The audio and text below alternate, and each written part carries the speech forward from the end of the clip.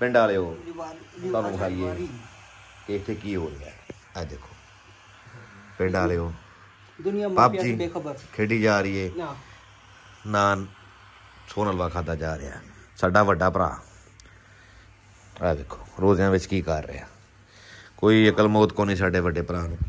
इंज दे कोई काम करने चाहिए ने रमज़ान विच की करना चाहिए मैनूं तुसीं दसो। की खचा मार रहे ने देखो मोबाइल ते लगा है। ते देखो लोगों को काटने की बजाय ये काटना बेहतर है।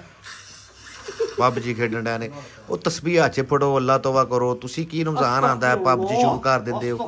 पिंड वाले मुड़ जाओ मुड़ जाओ मुड़ जाओ मुड़ जाओ किहड़े काम टुर पाइए अल्लाह वाले किहड़े काम टुर पाइए।